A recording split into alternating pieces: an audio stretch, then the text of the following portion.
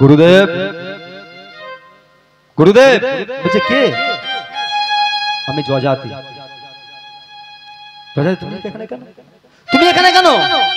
গুরুদেব আপনি তো জানেন আমার পিতা মারা গেছে। আমার পিতা একটা যজ্ঞের কথা বলে গেছে। তার কারণ কি না, আমার পিতা বলে গেছে যে তার অপরাধ হয়েছিল আর অপরাধের জন্য তাকে সাজা পেতে হবে, সেটা হচ্ছে নরক যন্ত্রণা ভোগ করতে হবে। আর নরক যন্ত্রণা ভোগ করতে যাতে না হয় তার জন্য তাকে কাজ করতে হবে। কি কাজ না, সেই কাজটা আমাকে দায়িত্ব দিয়ে গেছে, নরমের যজ্ঞ করতে হবে। মনে মনে বলছে। আর গুরুদেবকে বলছে, গুরুদেব আপনি তো গুরুদেব। অজ্ঞান তিমিরান্ধস্য জ্ঞানাঞ্জন শলাকায়া চক্ষুরুন্মিলিতম যেন তস্मै শ্রী গুরবে নমঃ। আপনি তো গুরুদেব, অজ্ঞান থেকে জ্ঞানের আলো প্রকাশ করে দেবাই তো আপনার কাজ। তাহলে আপনাকে আমি যে অজ্ঞান আছি, আমাকে জ্ঞানের আলো প্রকাশ করতে হবে। বলে কি বলো, তোমার কি সমস্যা হয়েছে? গুরুদেবের কাছে এসে উপস্থিত হয়েছে। হ্যাঁ গো, গুরুদেব মানে গুরু, পিতা মাতা জগৎ গুরু। বলছে ব্রহ্মাণ্ড ভ্রমিতে ভ্রমিতে কোন ভাগ্যবান জীব গুরু কৃষ্ণ প্রসাদে পায় ভক্তিলতা বীজ। গুরু দীক্ষা নিতেই হয়, নালে কিন্তু কৃষ্ণ সেবা হয় না, নালে কিন্তু কৃষ্ণ ভজন হয় না। আচ্ছা মা, এখানে যারা উপস্থিত হয়েছেন কার কার গুরু দীক্ষা হয়েছে আমাকে একটু হাত তুলে দেখাবেন?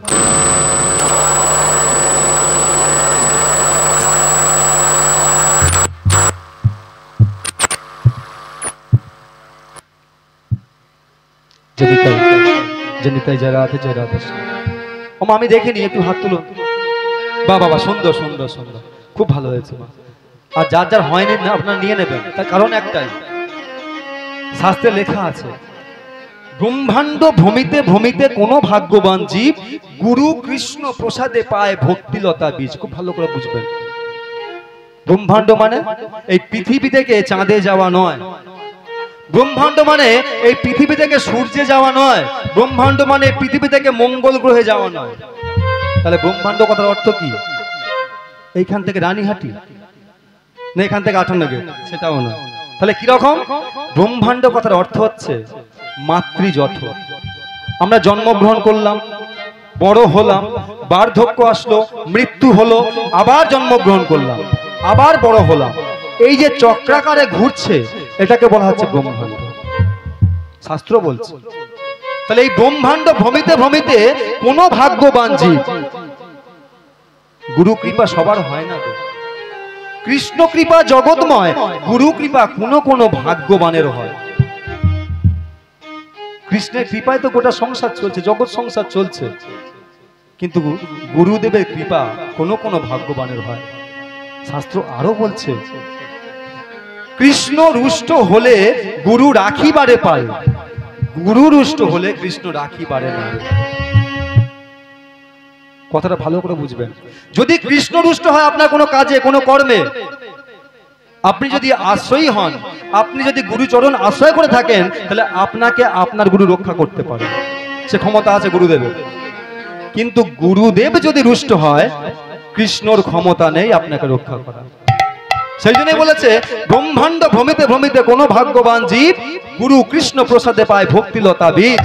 মালি হইয়া করে সেই বীজ আরোপণ, শ্রবণ কীর্তন জলে করয়ে সেচন। উপজিয়া বাঢ়ে লতা ব্রহ্মাণ্ড ভেদি যায়, ব্রহ্মাণ্ড ভেদি তথা পরব্রহ্ম পায়। তদুপরি যায় যদা গোলক বৃন্দাবন, রাধা কৃষ্ণ চরণ সেবা করয়ে সেচন। তাই গৌর প্রেমানন্দে হরি বল হরি বল হরি বল। তাহলে এবার বুঝেছেন তো গুরুদেবের পাওয়ার কতটা, গুরুদেবের ক্ষমতা কতটা।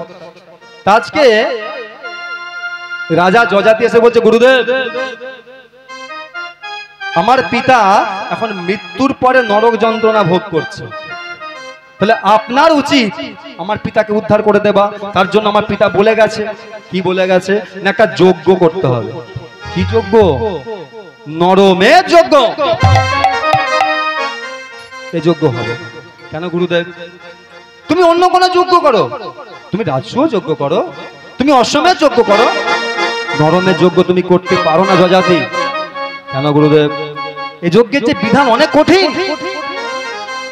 গুরুদেব আমার পিতার জন্য আমি জীবনটা দিয়ে দিতে পারি, আর আপনি সামান্য নরমের যোগ্য করে দেবেন, এতে আবার বিধান কোথায় কি আছে?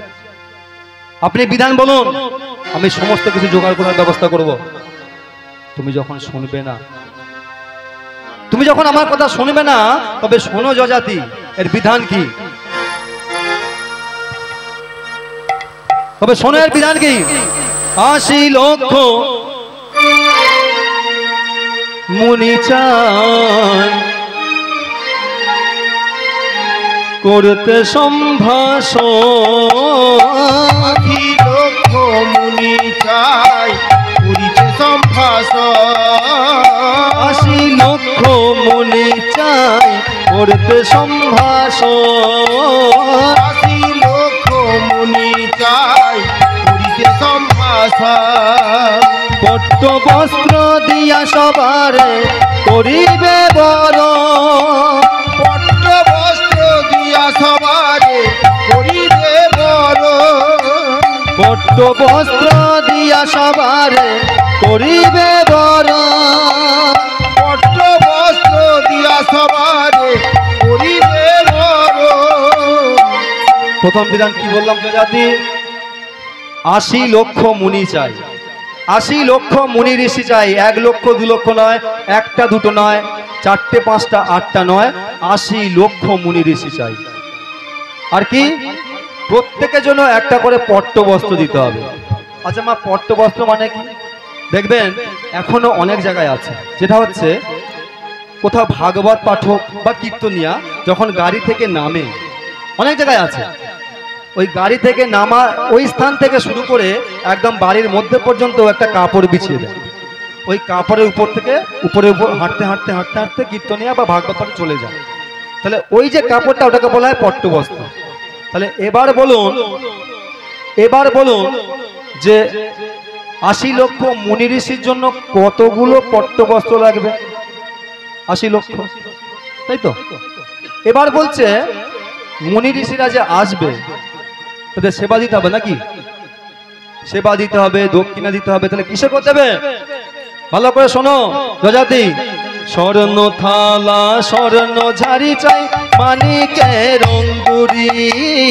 স্বর্ণ থালা স্বর্ণ ঝাড়ি চাই মানিকের অঙ্গুরি। স্বর্ণ থালা স্বর্ণ ঝাড়ি চাই মানিকের অঙ্গুরি। স্বর্ণ থালা স্বর্ণ ঝাড়ি চাই মানিকের অঙ্গুরি। ৪২ যোজন যজ্ঞশালা দেবে নির্মাণ করি। ৪২ যোজন যজ্ঞশালা দেবে নির্মাণ করি। ৪২ যোজন যজ্ঞশালা দেবে নির্মাণ করি। ৪২ যোজন যজ্ঞশালা দেবে নির্মাণ করি। যজাতি, ওই যে ৮০ লক্ষ মুনি ঋষি আসবে, প্রত্যেককে সেবা দিতে হবে। তাহলে প্রত্যেকের জন্য একটা করে সোনার থালা লাগলে কতগুলো থালা লাগবে? না ৮টা নাকি? আমার মা মাথা আছে, হ্যাঁ হ্যাঁ, ৮টা না ৮০ লক্ষ লাগবে, তাই তো? হ্যাঁ, আমার মা ঠিক শুনছে। আমি যদি ভুল বলি আমার মায়ের দোষ, কি দোষ তো আমার, তাই না? আমি মাঝে মাঝে ভুল বলবো, কেন? আমি দেখবো আপনারা ঠিক শুনছেন নাকি। ঠিক আছে, এটা হলো আপনাদের কাছে পরীক্ষা। যাই হোক, তাহলে এক একটা মুনি ঋষিকে সেবা দেওয়ার জন্য একটা করে সোনার থালা লাগবে, মানে ৮০ লক্ষ সোনার থালা লাগছে। এবারে সেবা করার পরে যে হাত ধোবে, প্রত্যেকের জন্য একটা করে সোনার ঝাড়ি দিতে হবে, ঝাড়ি দিয়ে হাত ধোবে। দেখেছেন? মানে যজাতির অত টাকা পয়সা আছে, আবার বলছে বালতি দিতে হবে, মানে সোনার বালতি, দুটো বালতি নিয়ে নেবে, বুঝতে পেরেছেন? জয় রাধে, জয় রাধে। এবারে তাহলে ৮০ লক্ষ সোনার ঝাড়ি লাগবে। আচ্ছা, এবারে যখন কোনো সাধুগুরু বৈষ্ণবকে আপনি সেবা দেবেন, সেবা দেওয়ার পর সেবা দক্ষিণা দিতে হয়, দিতে হয় তো? তাহলে সেবা দক্ষিণা স্বরূপ প্রত্যেককে, অর্থাৎ এক একজনকে কি দিতে হবে? না একটা করে মানিকের আংটি দিতে হবে, দক্ষিণা স্বরূপ দিতে হবে। মানে ৮০ লক্ষ মানিকের আংটি দিতে হবে। আর কি বললো? ৪২ যোজন যজ্ঞশালা দেবে নির্মাণ করি। ৪২ যোজন যজ্ঞশালা। ১ যোজন মানে কত জানতে হবে আগে। এইখান থেকে যদি সামনের দিকে যাওয়া যায়, 8 মাইল লম্বা 8 মাইল চওড়া। 8 মাইল মানে 12 কিলোমিটার, তার মানে 12 কিলোমিটার লম্বা 12 কিলোমিটার চওড়া মানে 1 যোজন। তাহলে 42 যোজন মানে বুঝতে পারছেন কতটা জায়গা হতে পারে।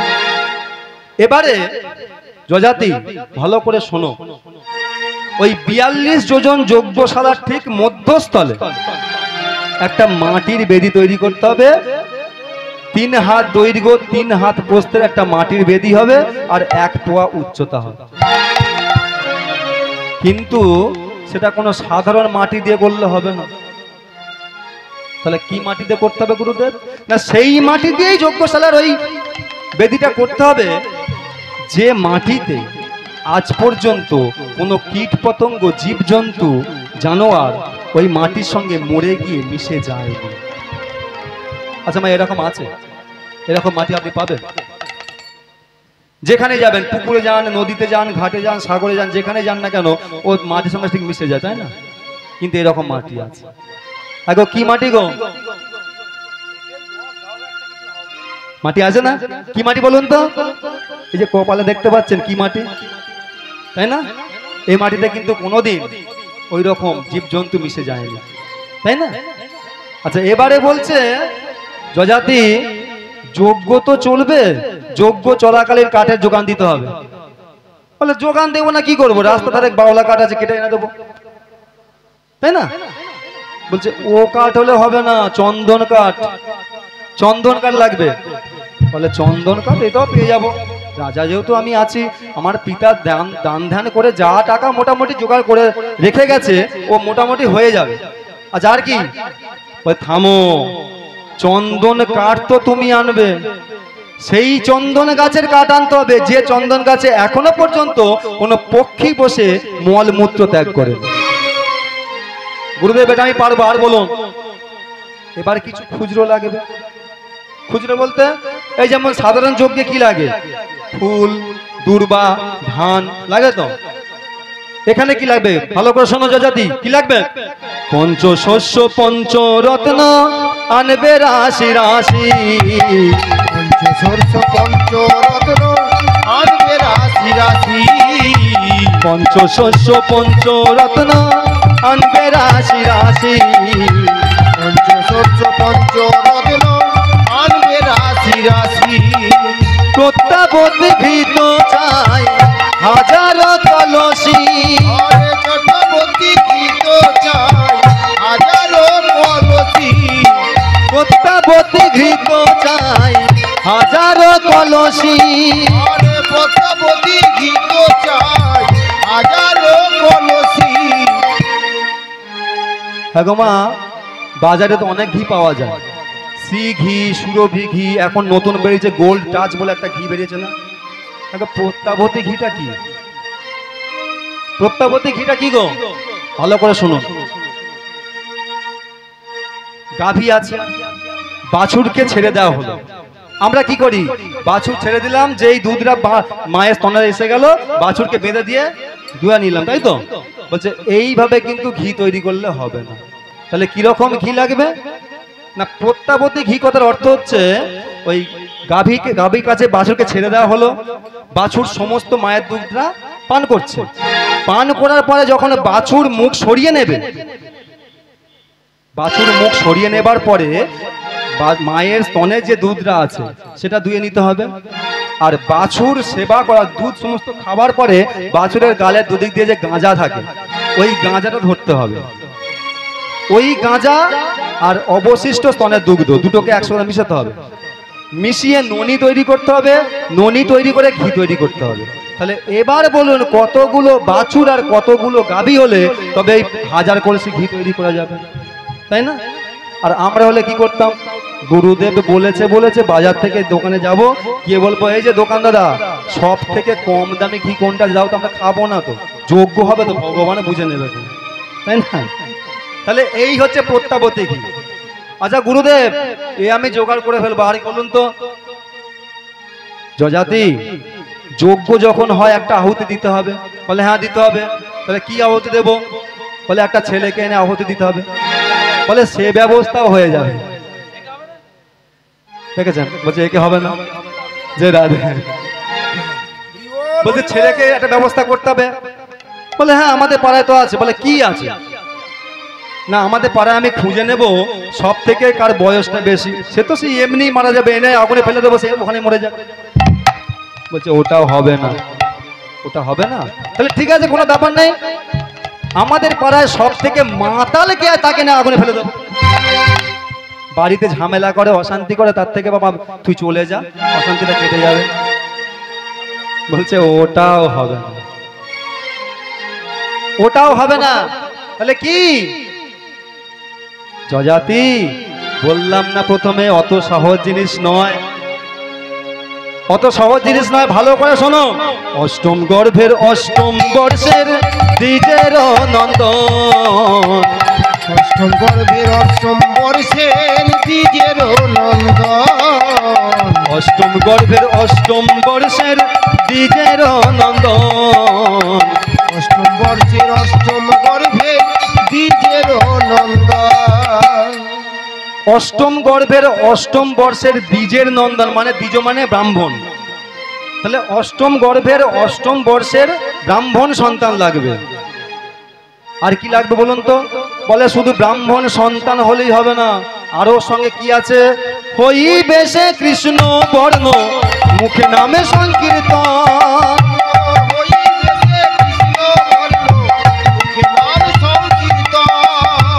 হইবে সে কৃষ্ণ বর্ণ, মুখে নামে সংকীর্তন,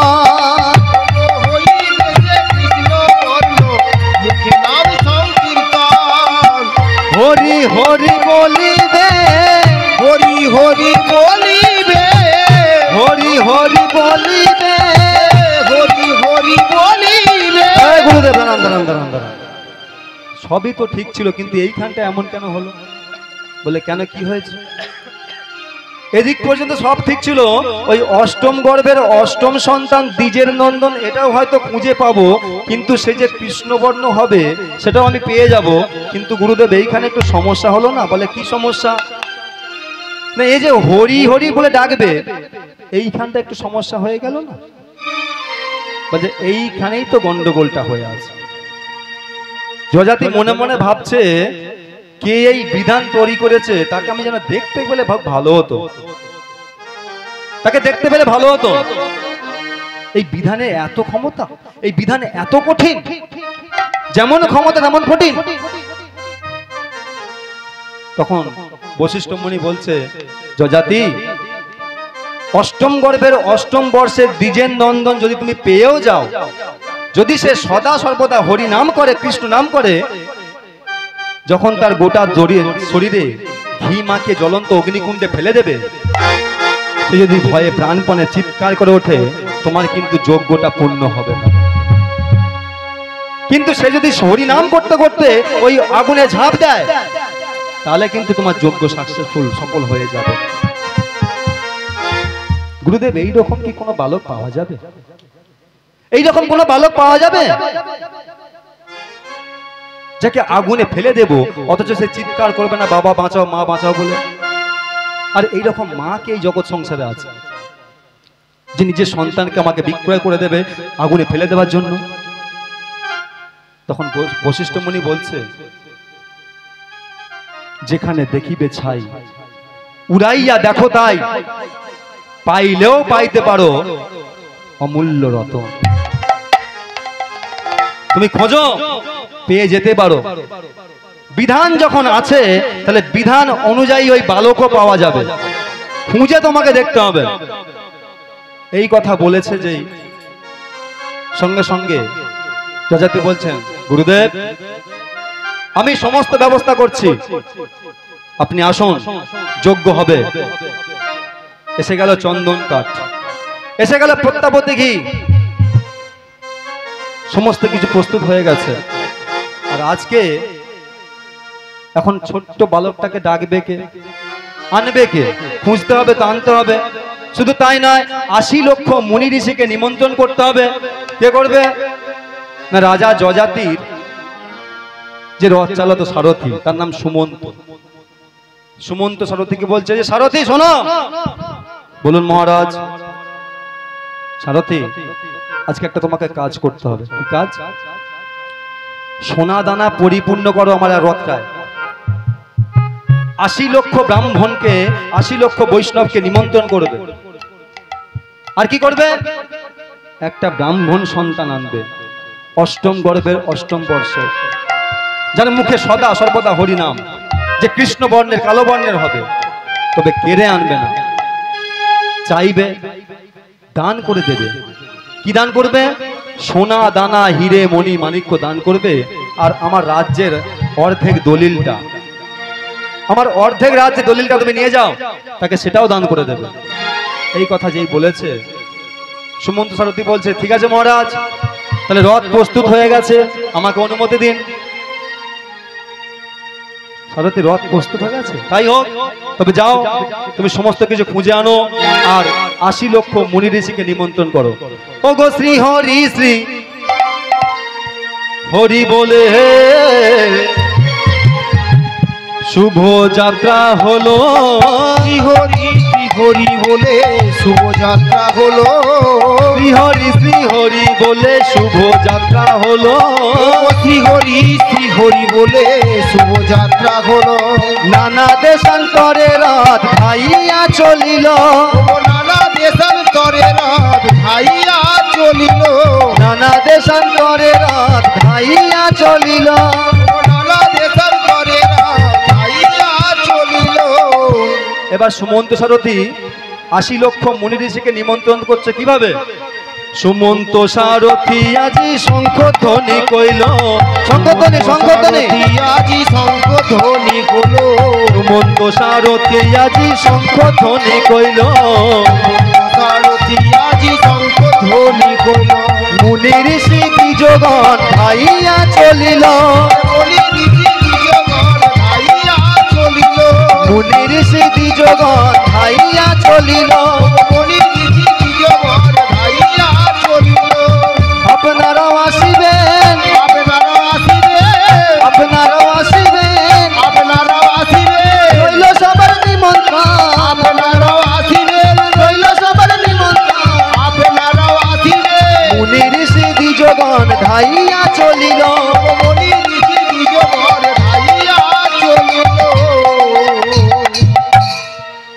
তাহলে 80 লক্ষ মুনি ঋষিকে নিমন্ত্রণ হয়ে গেল। আর একদিন দুদিন যেতে যেতে 2 বছর কেটে গেল, বালক আর পাওয়া যায় না। সুমন্ত সারথী বলছে ভগবান শ্রী বিষ্ণু নারায়ণ কি। ওমা, জয়টা দেবেন? দেবেন তো? ও প্রস্তুত ছিলেন না, তাই তো? আচ্ছা ঠিক আছে, ঠিক আছে, রাত অনেক হয়েছে, কিছু করার নেই। তাহলে জয় দেবেন তো? হ্যাঁ, ভগবানের সিংহাসন টলিয়ে দিতে হবে।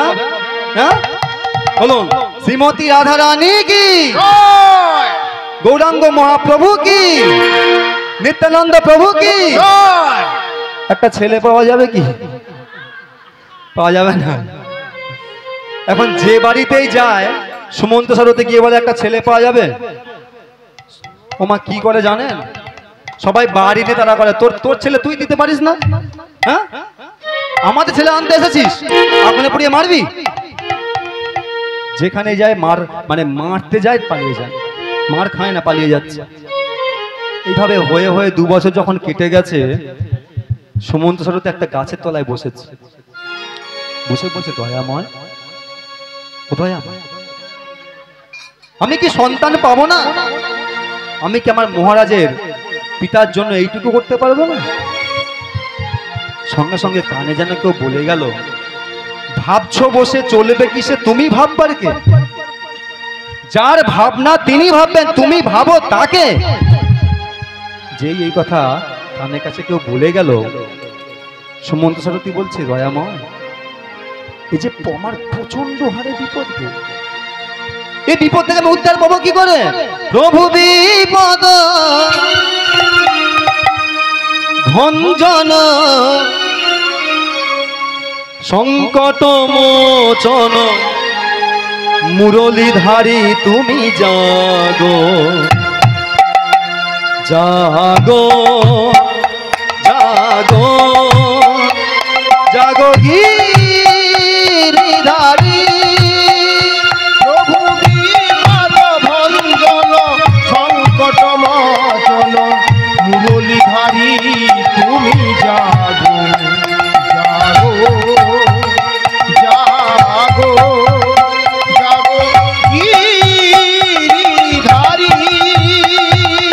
বিপদ ভঞ্জন সংকট মোচন মুরলীধারী তুমি জাগো জাগো জাগো জাগো গিরিধারী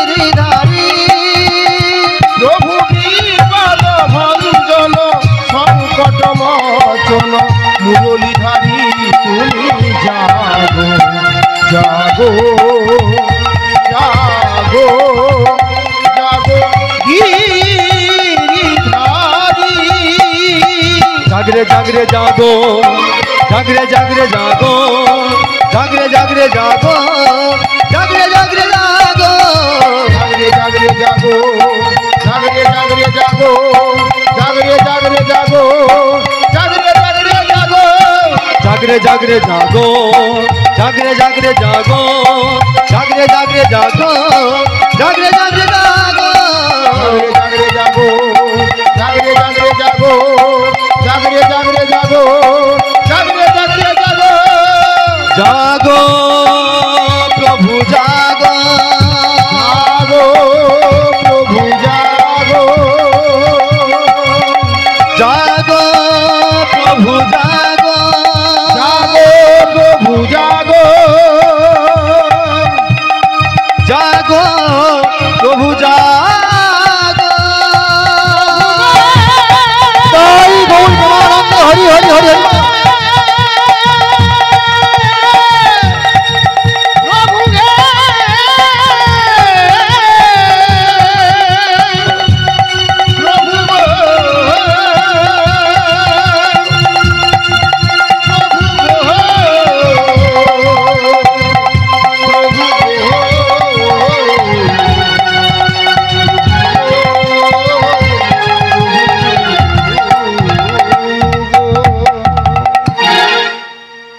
এইভাবে যে ভগবানকে ডেকেছে সুমন্ত সারথী হঠাৎ যেন দূর থেকে দেখতে পেল যে একটা ব্রাহ্মণ রাস্তার মাঝখানে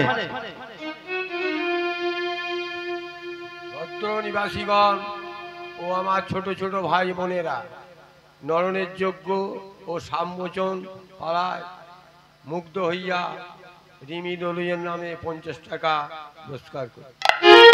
তাই গৌর হরি বল হরি বল।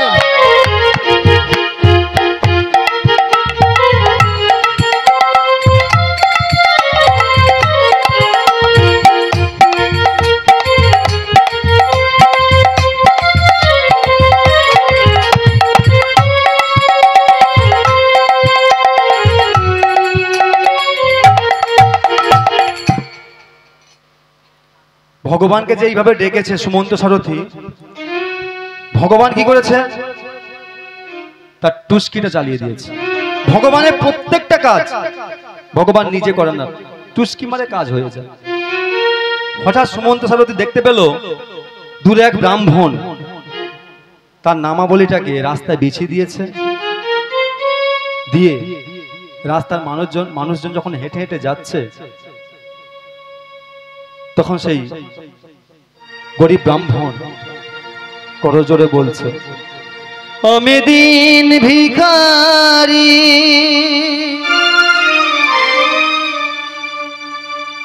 আমার নাইকো করি,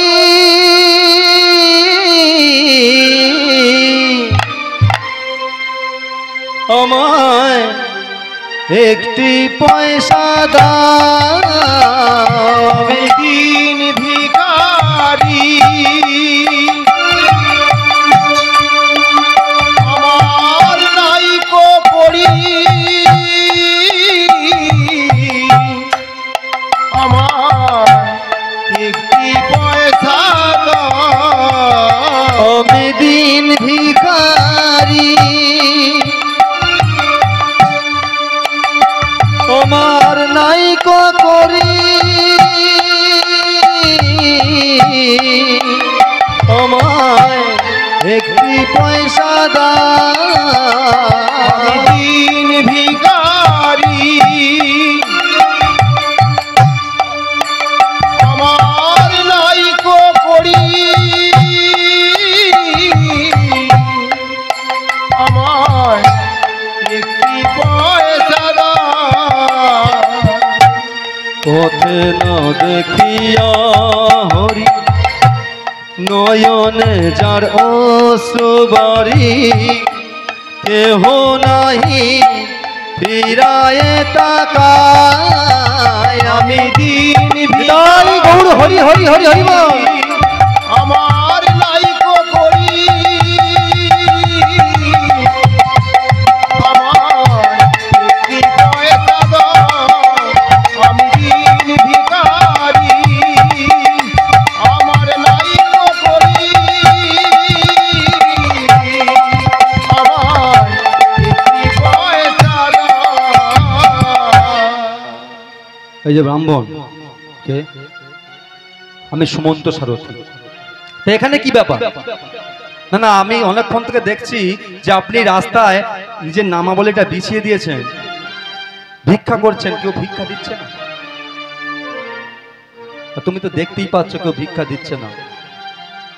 ব্রাহ্মণ, আপনি যেমন নিতে চাইছেন কেউ দিচ্ছে না, দিতে চাইছে না, আমি আবার দিতে চাইছি কেউ নিতে চাইছে না।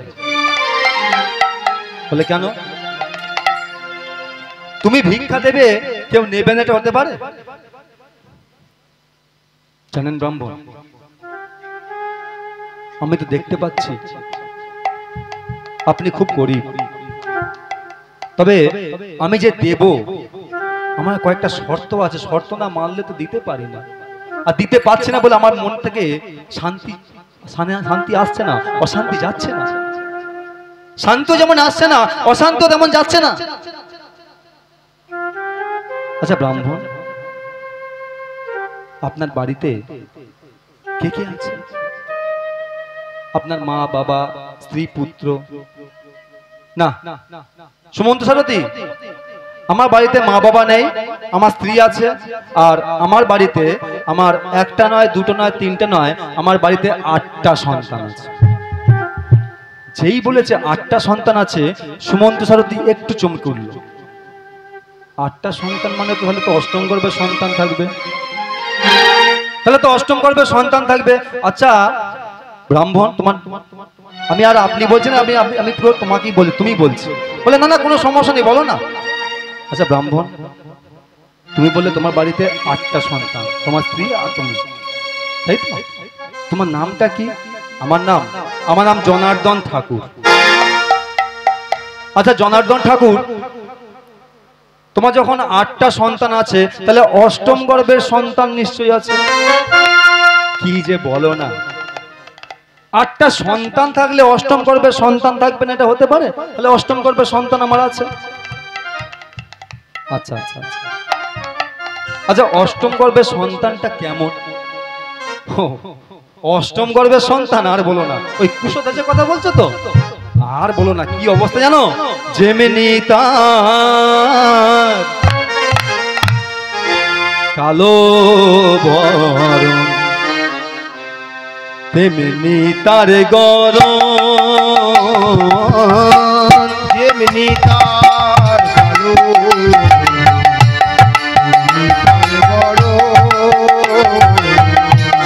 যেমনি তার কালো বরণ তেমনি তার গরম।